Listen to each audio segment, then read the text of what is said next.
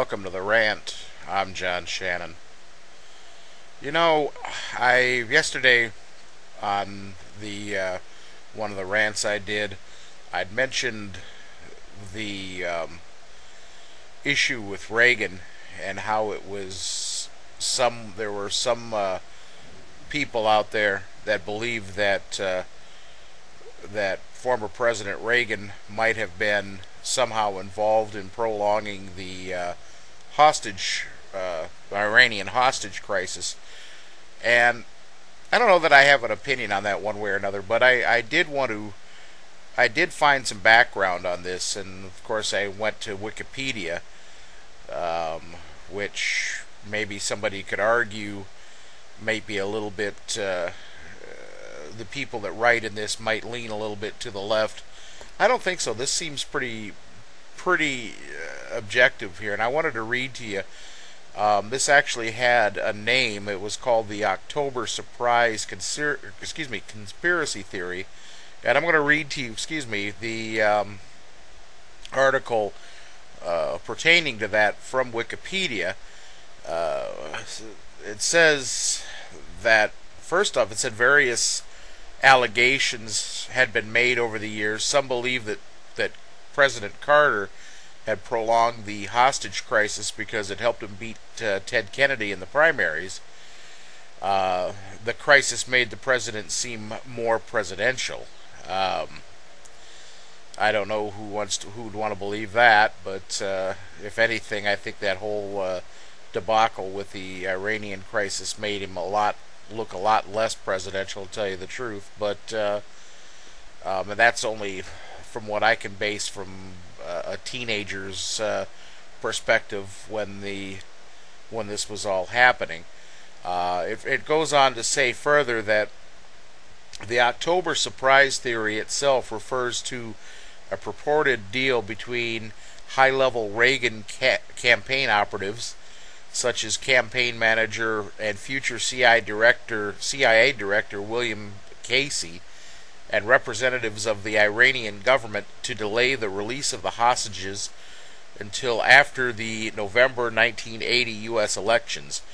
Although investigations by the United States Senate and House of Representatives in the 1990s declared the allegations to be unfounded, the conspiracy's existence or lack thereof remains a subject of debate. The exact nature of the allegations lies in a potential violation of the International Commerce Acts of 1798, which prohibit any private citizen or party from negotiating with a foreign power in matters of national security or military action. It is alleged by political opponents that the Reagan campaign or one of Reagan's election campaign staffers communicated with the Iranian government and asked them to extend the hostage crisis long enough to ensure that he won the 1980 elections.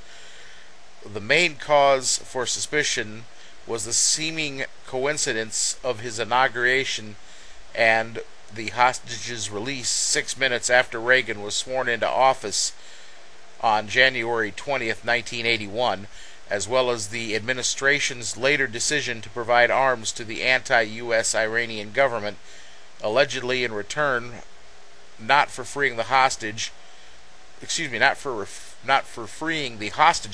but delaying their release.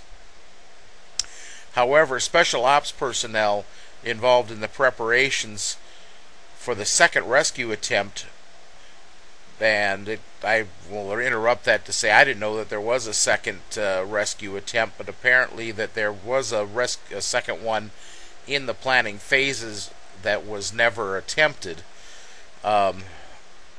But going on to that, these intentions were either implied or made known to the de facto Iranian government, leading to the hostages' release just minutes after Reagan's inauguration.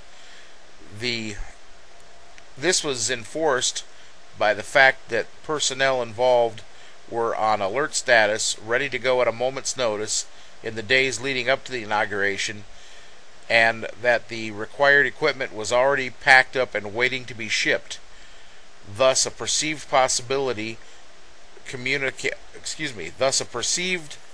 and possible. I'll try that one more time. My reading skills aren't the greatest today. Thus, a perceived and possibly communicated threat of invasion could also have influenced the timing of the Iranian. Have influenced the timing of the hostage release. Ay, ay, ay. Good thing I don't read newsprint for a living. Folks, obviously there could be a number of reasons why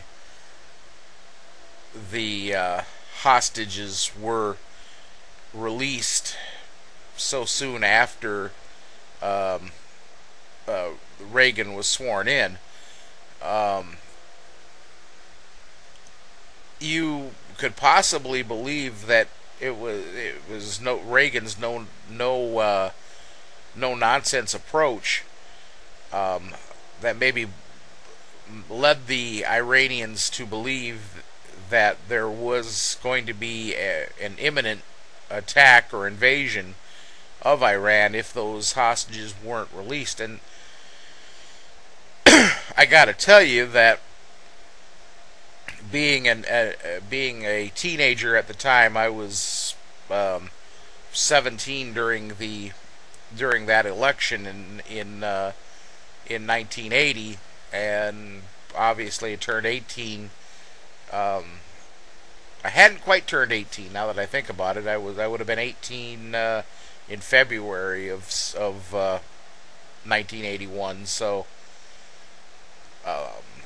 But anyways, my point is I remember my teenage beliefs at that time were that it was the fact that the Iranians were afraid of an imminent U.S.